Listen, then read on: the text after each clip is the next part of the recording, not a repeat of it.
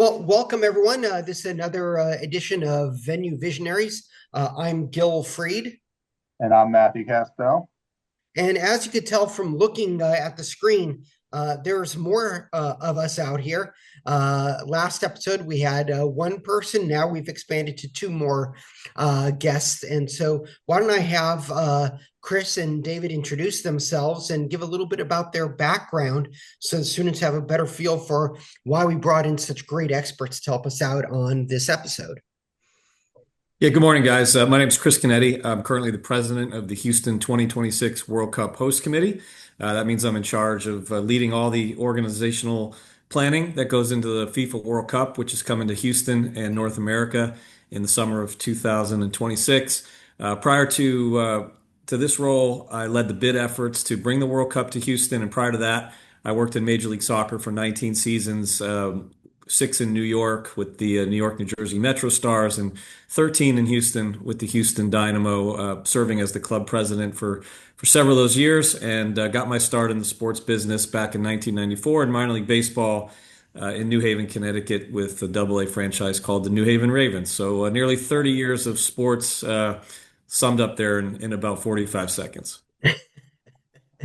And that's where Chris and I met, and back in a wonderful New Haven, and it's been a wonderful friendship. So thank you for being here, Chris. David.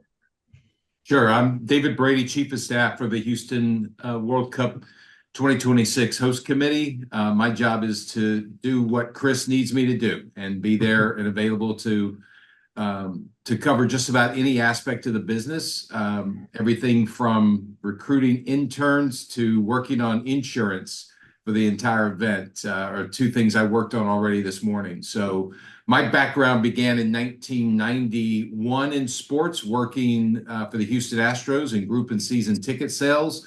I then traversed around the country working in minor league baseball, including a stop in New Haven where I met Chris in 1994, and then evolved to get back to Houston, where I'm from, in 2004 to work for the Houston Texans. And in that capacity, I managed all the non-Texan events for what was then Reliant, now is NRG Stadium, including a lot of big soccer matches as well.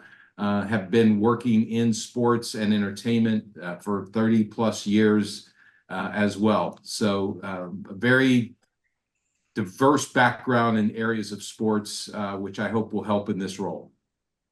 Dave and I go way back to we worked together at the Astros in 1991 together. So we've known each other for a while. So also in 2001 through 2004 for the Camden River Sharks. So we both have a little minor league baseball background as well. And I say it a million times for any college students who want to work in sports, doing an internship for a minor league team is a great way to learn what you like and don't like and what field you should go in professional sports. So in 1994, I started in professional sports. The only job they would give me was the clubhouse manager. So I was in the locker room doing uniforms and scrubbing out grass stains and shining shoes as my start in sports. You got to take whatever you can get and start wherever the opportunity comes. Absolutely. I think we've all been there and taken this journey, and it will often take a lot of different twists and turns, and we end up where we end up, which is always based upon our hard work. With that idea of a journey, why don't you explain the journey of landing World Cup events into Houston? Because this is such a unique World Cup with it being hosted by the United States, Mexico, and Canada. It's been done by two countries in the past, Korea and Japan, but now it's three countries and all over the United States and North America. So can you explain that process for the students? Yeah, I think Dave and I can both provide a unique perspective on that. So the World Cup was awarded to North America in 2018. At the time, that moment, actually, the World Cup was taking place in Russia. So we knew in 2018 that the World Cup was coming to North America. We knew it was coming to the US, Mexico, and Canada, Gil, as you said, for the first time, three countries. However, the cities in the United States were not identified. There was a bidding process. It started out with 24 cities who were interested in being a host city. That was narrowed down to 17. And those 17 cities were fighting for what was supposed to be 10 spots. It ended up being 11 at the end of the day. But this process started officially back in 2019. That's when I left the Houston Dynamo to take on the process of trying to win the bid for the city of Houston. Of course, in 2020, the entire world was affected by COVID. That was a very unique situation to try to do this. FIFA couldn't come visit Houston. They couldn't come see things in person, stadiums, practice facilities, airports, hotels. All of this had to be done via Zoom. It ended up delaying the process quite a bit.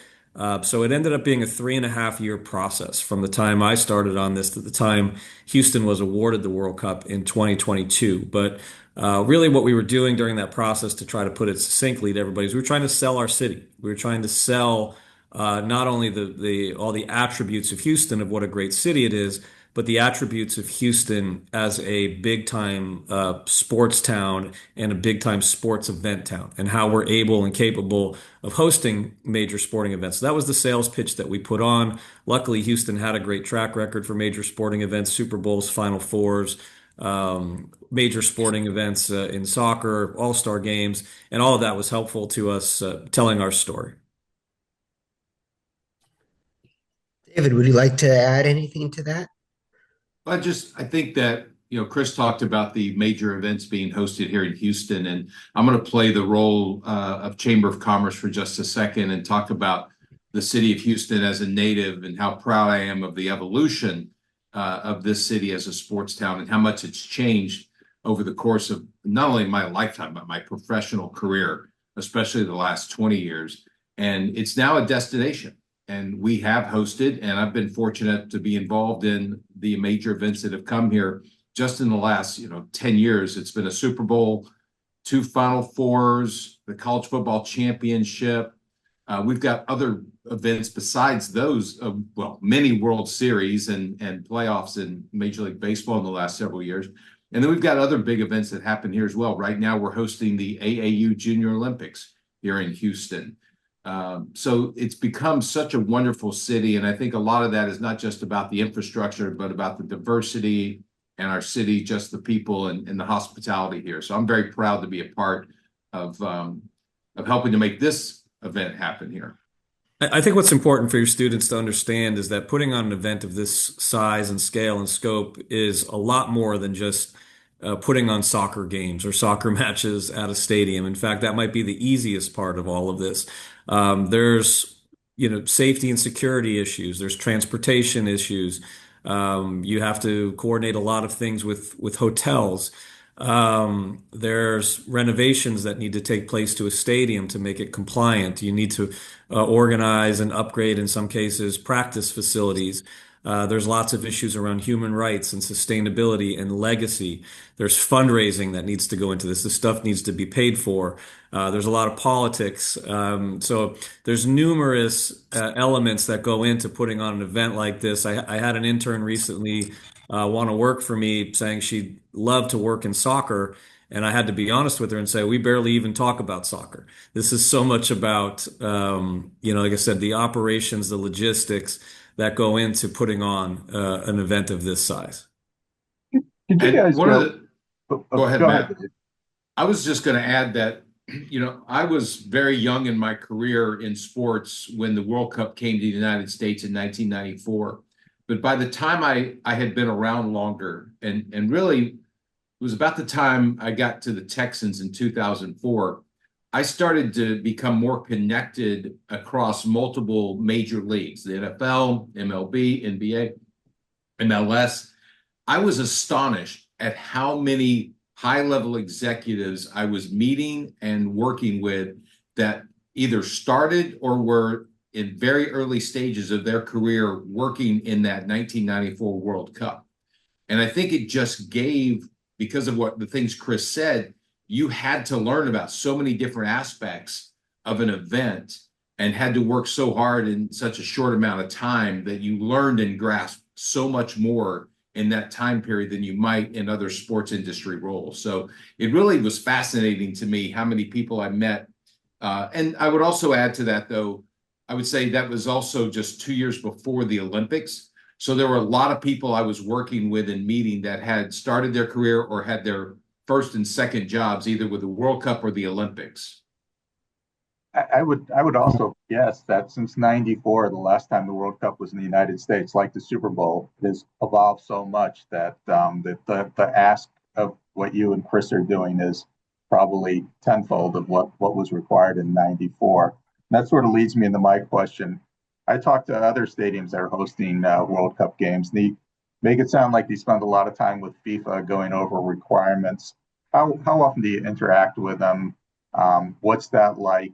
And just leading up to the games themselves, just sort of describe what you have to go through to meet their stringent requirements to host the games. Yeah, I think before we even were awarded the bid to be a host city, we had to sign contracts to say that we would meet all of these requirements. So sign the contract in advance, then you were selected. So we knew when we were selected back in 2022 what the requirements were going to be and what we were going to have to do in order to be compliant. But we do spend a lot of time working with FIFA. I think it's also important for your students to understand that the last four World Cups, which took place in Qatar, Russia, Brazil, and South Africa, all of the stadiums were built from scratch, from ground up, right to the FIFA spec book. There's no stadiums being built here in North America for these events. We're using all of the, in particular in the United States, these great NFL stadiums. But an NFL stadium doesn't meet the FIFA standards. An NFL field is 55 yards wide, where a FIFA pitch for the World Cup is going to be 73 yards wide next year. So it changes the pitch area, the viewing, the sight lines, all of these different things. So we've all had to work very hard across the 16 host cities and 11 in the United States here to, in some cases, make renovations to the stadium, but to meet all of the FIFA requirements and it is a process. I mean, we finished our renovations just about 2-3 weeks ago. They had to be done a year in advance because of the NFL season, and then we have the big rodeo here in Houston. So lots of coordination, lots of effort to get this done, to get it done efficiently and economically, right? How do you do this with spending the least amount of money but doing it right? So very much a coordinated effort with FIFA to get the operations and logistics sorted out. Anything to add to that, David? No, I guess to answer the question Matt had, it depends on where you are in the organization and how often you communicate with FIFA. There are some areas like safety and security, I would guess, and I think that they're talking frequently and constantly. And then other areas, there's not as much, but you still have to follow all of those guidelines. And it can be confusing at times because you're talking about an organization like FIFA that just came off a World Cup in Qatar, which is way different than operating here in the United States. So not all of the specs, are the same and need to be changed. So there's a lot of differences from, event to event. And I think that creates a lot, and there's a lot of cities. So I think there's a lot of working together, trying to figure out some of these processes as a group. Yeah, there's massive coordinated efforts on many, many levels. I'll give you one example that might highlight it. The World Cup is played on grass, and many of these facilities are artificial surface. In Houston, the surface is concrete. That's what the floor of the stadium is, and then you bring in the surface for whatever the event is. If it's a football match or a football game, they bring in the artificial turf. If it's the rodeo, they bring in the dirt. If there's an ice skating rink or event, they bring in the ice skating rink. So for the World Cup, it must be played on grass. It must be played on an elite type of grass. It must be a certain type of grass. You've got 16 cities with different climates, indoor stadiums in some cases, like we have in Houston, different elevations. But the grass is expected to be the same in every city.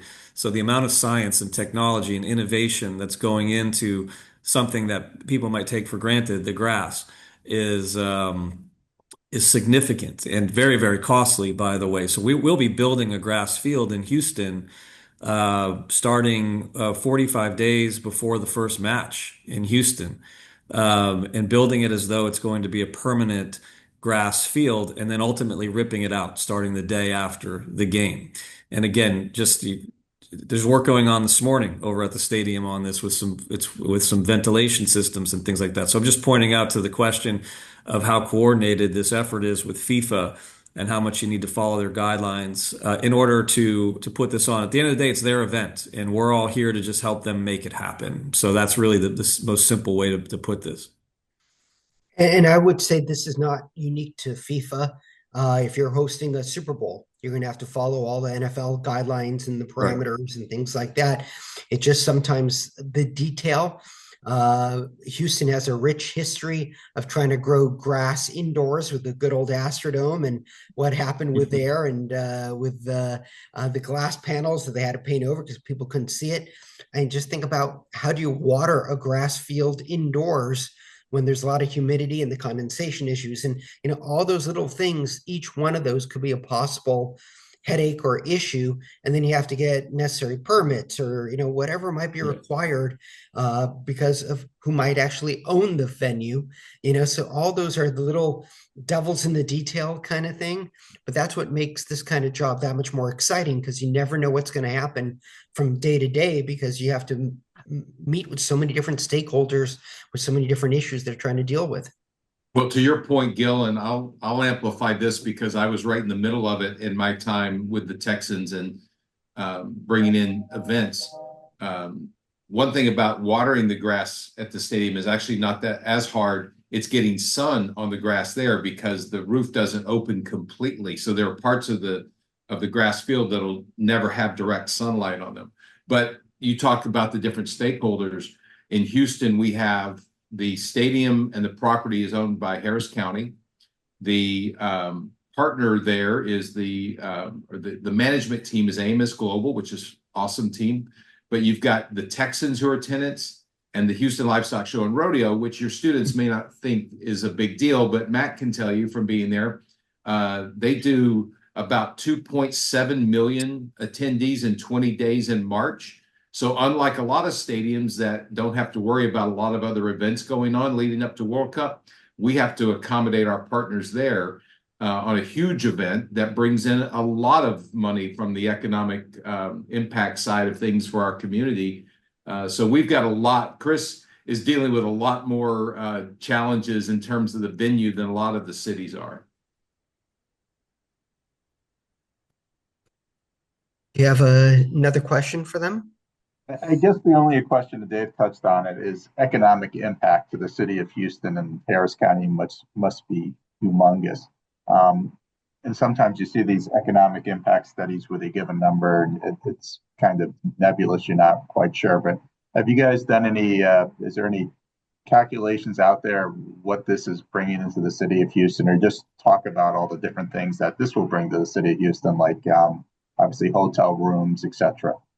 Yeah, so in 2017, the Super Bowl was played here. That was the year the Patriots came back and beat the Falcons in overtime. And after that event, the Super Bowl host committee did a report, an actual economic impact. It wasn't a projection; it was based on real numbers.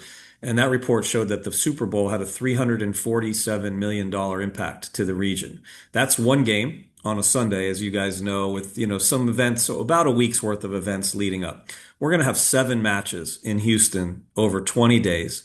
And then we're going to have a 39-day fan festival starting on June 11th that goes all the way to July 19th. So it's just easy to say when you look at it that way that the economic impact is going to be substantially greater than $347 million. But we have done a study so far, and the projection that we've come up with is 1.5 billion with a B. Now, what's important is we don't know what teams are coming to Houston yet. Won't know that till December. And once those teams are announced, that factor could go up, right? If we get a big or a couple of big countries like Brazil or Argentina or England or France or Germany or Holland, where the visitors will be even more substantial, then that economic number could go higher than 1.5 billion. Huge. And just all the side issues associated with it, the hotel rooms, making sure you have enough hotel rooms booked, the restaurants, and everything from billboards and what is allowed to be promoted. For example, does FIFA have an official partnership with a soda company? Yeah, so those are all. I'll touch on each one of those issues sort of one at a time. FIFA comes in, and they're going to contract hotels for their constituents, players, staff, sponsors, media. They've got a list of people. They've contracted over 36 hotels and several hundred thousand room nights, several thousand roommates. Sorry, room nights over the course of this period. And that's what the main economic driver is.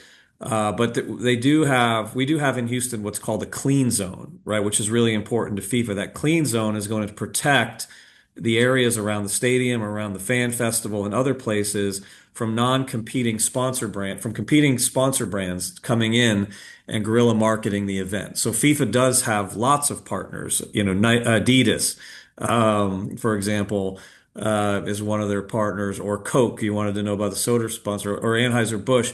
And so having these clean zones protects an event when they come to your city to ensure that a competing brand is not going to come in and buy space or take up space and activate around the event to guerrilla market around it. So it's a really important thing for all cities to have something like that in place, because these companies are spending hundreds of millions of dollars on the sponsorship, and those rights need to be protected. So we do have that in place here in Houston, which is a real positive thing.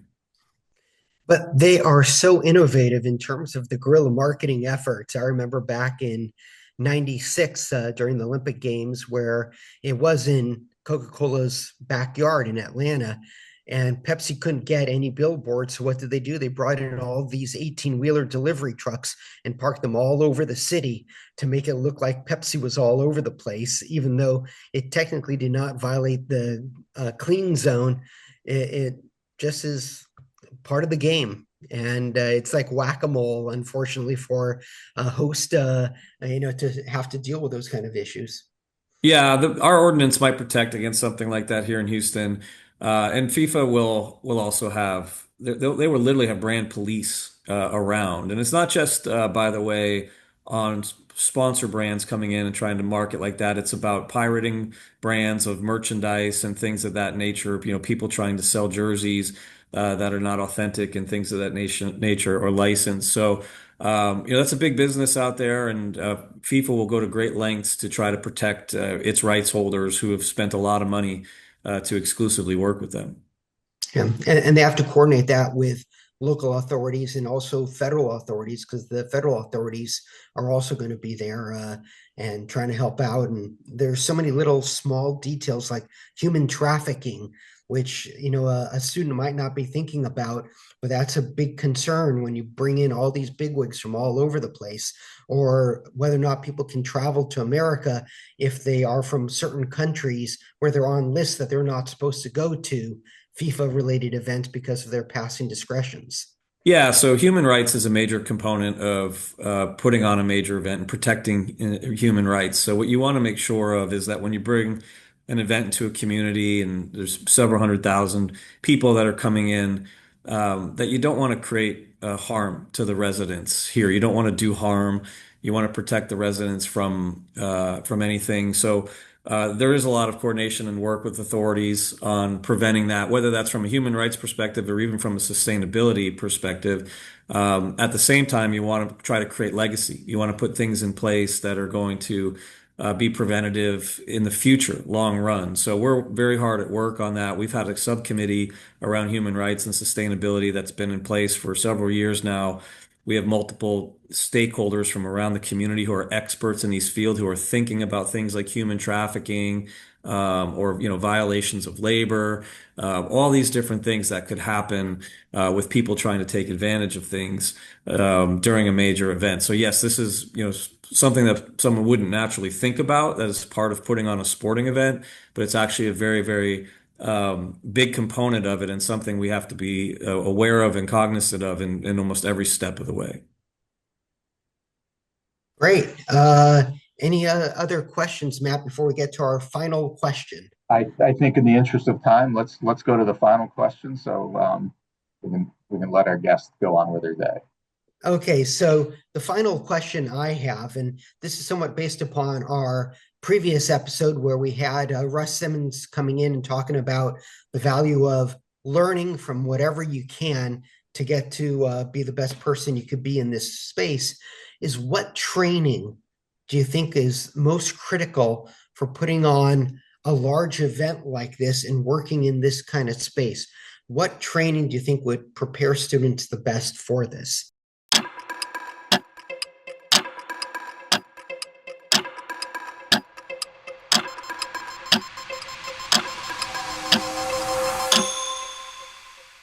All right, everyone, welcome back to Venue Visionaries. And we gave you a question about what training is appropriate and that will prepare you most for hosting and being involved with such a large event as the FIFA World Cup. Chris and David, please, what are your answers for that? So I think the best way for me to answer that is, I've worked in the sports industry for 30 years now, and 26 of them were with professional sports teams. And I think that's 24 years in the professional sports field really prepared me for this role. I mean, there's no training guide or manual in terms of how you bid on a World Cup or lead a World Cup, right? You just need to rely on your past background and experience. So I think being in the sports business, running events, operating stadiums, working in the community, all those things are key components to being prepared for a role like this. Because there's, like I said, it's got every moving part of a normal sports team. It's got PR and marketing and fundraising and sponsorship and ticket sales and customer service and operations and administration and all those different things. So everything that a big event has, sort of very similar to operating a team, whether it's baseball, basketball, football, hockey, soccer, you name it. So I feel like the 24 years that I had in that sports business on the team side really prepared me well to be in this position to lead this event. David? I'm going to give two sides to this answer. The first one's going to be very similar, Chris, but I'm going to say what I think a lot of students who are interested in working in sports, they think very heavily on the business side, whether it's marketing and public relations or it's executive roles, the sexy side of working in business. But operations is so vitally important. So I would lean very heavily into learning, in addition to what Chris said, the operations side of event management. And then the other piece of it, kind of the other side of the coin that may not be a traditional answer, is don't be afraid to get outside your comfort zone, which I know for a lot of college students in this generation, they're not as active in networking and getting themselves out in front of other people. I say get out and meet as many people in the industry in as many different areas and departments of sports management and marketing and event management and marketing as you can, and just ask as many questions as you can. Just learn from people that are out there doing it, and reach beyond what you're interested in and look at other areas of the business and industry.